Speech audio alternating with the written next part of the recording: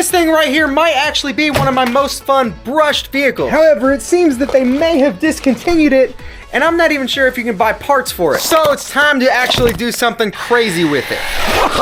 Oh, brother, not again. Oh yeah, let's go. It could also use some better shocks, so we're gonna borrow some from this. By the way, links to all this stuff in the description.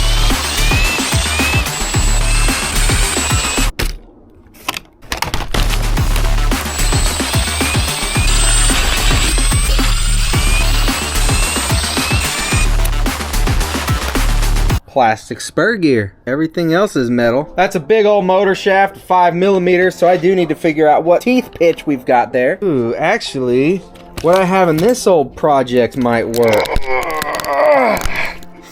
I used shoe goo as a pad to take up the space under the motor.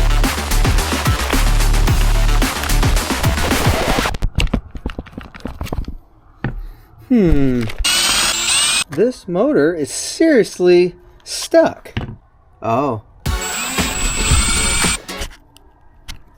Alright. No type of adjustment on there for different size pinions. Yep, definitely no adjustment. But it does mount to the new motor without any modification. Most likely won't be able to go all the way down. Pinion's way too big. Drive shaft is way out of its seat with that gear. So I'm gonna order some. Alright, so here's what we figured out. That gear here that we pulled off of this motor, it's 0.6 mod. Just talking about gear pitch. Well, this seemed like it was more like 0.7. The 0.7 teeth are just a little bigger than the 0.6 teeth, and they do not roll smoothly together. And the wrong size gear would tear up a plastic spur within seconds, probably. At least with the power we're gonna be putting out. So I was stuck with two options. Well, at least two that I know of. I could always try to pop off the pinion from the motor that actually came off of here, but we're going for speed. This is gonna be 3S capable, and we're gonna get a lot more speed there, but a bigger pinion would be good. So I decided to order some pinions. So we're hopping up from a 14 tooth to, I believe these are 17. This was one of the few choices that I could find with 0.7 mod. Luckily,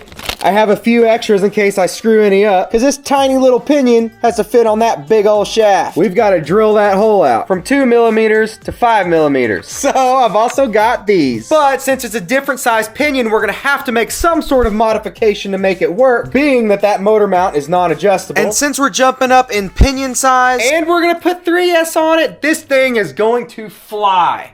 I hope. Not into a tree. I'm shooting for 50 miles an hour.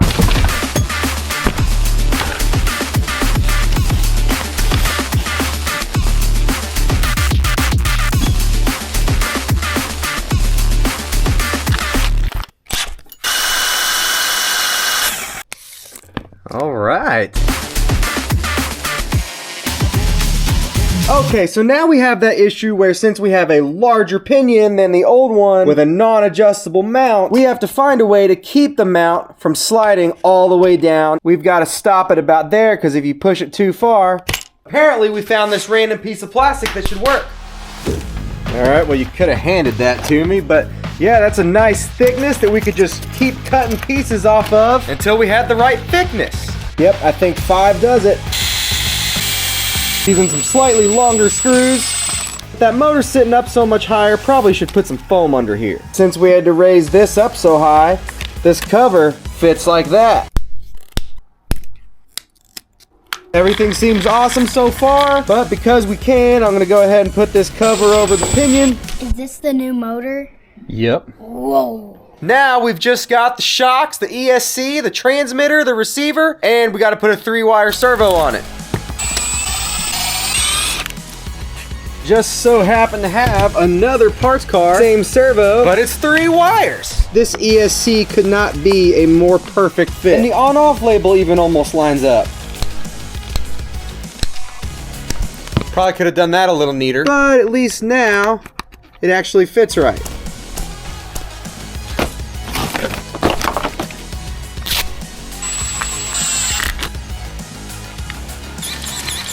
Front shocks are on. Now we're gonna shock out the rear swaps. Man, that's better. Might decide to tighten the preload when we get there. All right, what's it look like on 3S?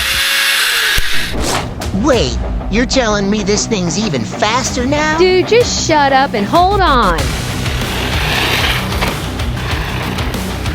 No, I can't even control it. I knew I should have tried different tires. Speedometer's in the no-no position. Alright, hold on, I have an idea. I'm gonna take the tires off of that and put them on there, hopefully. Alright, that looks better.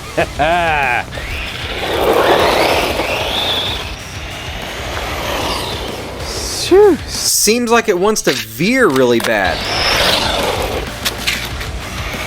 Man, the steering's just not responding well at all. I'm gonna stiffen up the front suspension a little bit.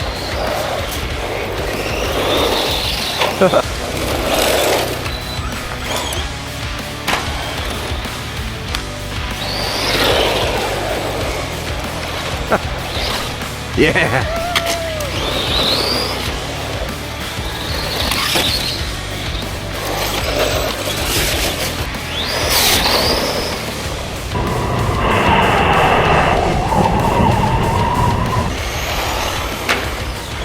Oh, truck! It went under my truck. Come on, that's way under there. And the speedometer fell off. Great. Nice. All right, we got 38. Not good enough. Ah, it's dead. Switching batteries and it won't turn off. That'll certainly do it. Maybe the ESC died, it won't go. It must not be waterproof. I'm gonna turn this up for you now. Oh, yeah.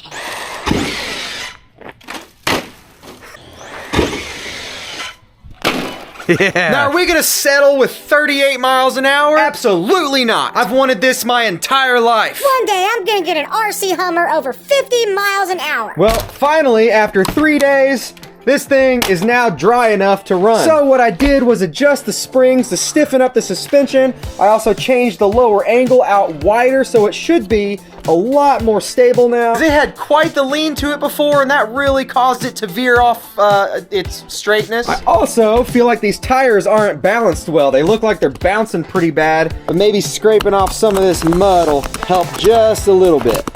Now I've tried hooking two 2S batteries up in series to get 4S, but when I do that, I get steering and no throttle. All right, we're gonna fix the 4S issue in just a second. First, I just wanna see if it's more stable now. Would have been a good day to bring a change of pants.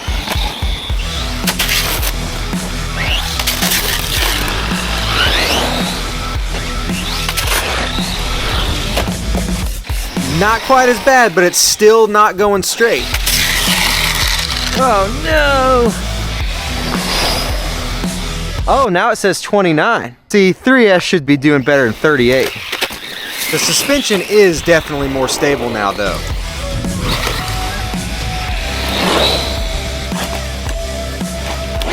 Yeah, the back of the body broke off, and then I've got the body held down with a strap, too, because it broke loose. Man, we gotta pick up all this garbage. The body's just disintegrating now. Wow.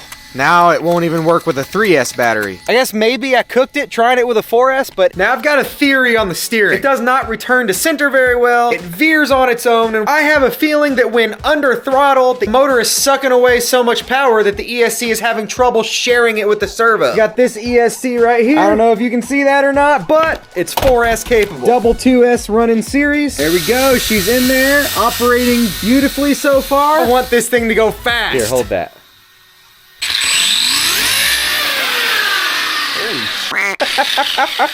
I want to press it one more time. Okay. Oh!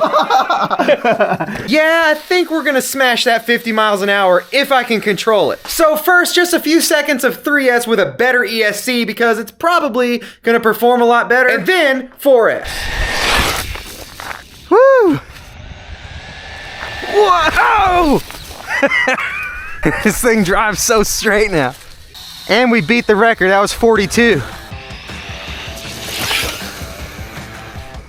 43 on 3S. In the grass. Ooh! Wait, there's a broken shock. Yeah. It'll be fine for now. What do you think these pins are? It's probably like a recess timeout or something. There's another one over there by the playground.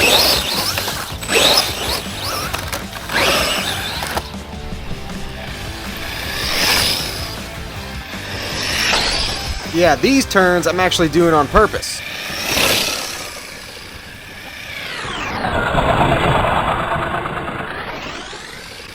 That was good. This is fun. I know. It's too bad you can't get parts for it. Maybe you can. Whoa, that was close to that tree. It was gonna be pretty tough to hold the front end down on 4S, so I made the best wheelie bar you've ever seen. Look at that.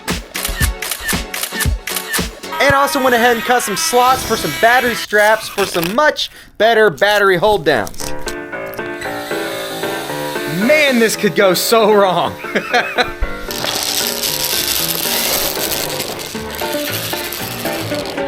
Why does it turn so hard? Man, it won't steer.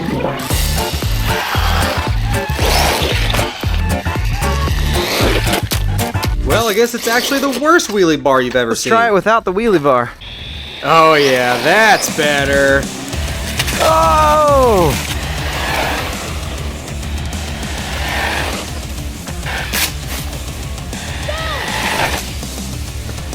Ooh, your jacket's a little big.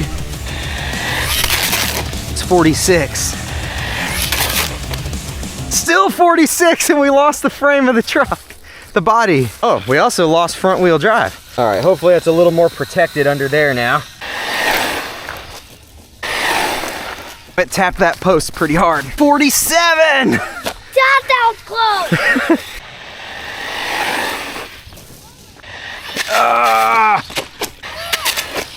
Oh. Batteries are dead, and it says 47. Was that it? Is this really what I've been reduced to? A number so close that it could reasonably be just a mistake on the speedometer's part? Oh, good. Does that mean we're done? No, we haven't dreamt about this our entire life, to give up when we're so close. We're trying this again. So with that thought in mind, I redesigned my rear body strap, added some shims to stiffen up the rear shocks just a little bit, and added some weight in the front end to hopefully help keep it from lifting so bad. If there was ever a time for stupid stuff, it was right now.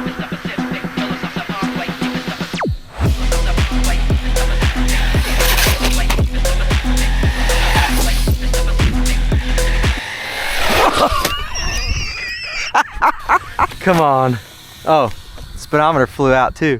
46. It's still okay. Who makes this thing? Definitely harder to hold the front end down without those springs. Oh, roof is gone, so maybe that'll add some weight. And how is this thing not broken?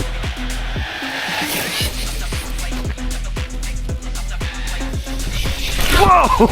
Apparently there's a ditch there. I'm glad I didn't go in that.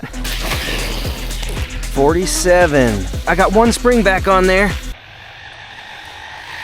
Oh my God! Oh! Exactly what I was hoping not to do. And it's really noisy over there. Oh, the motor's still spinning. Wow. 47 is where it ends. 65 and it still says 62.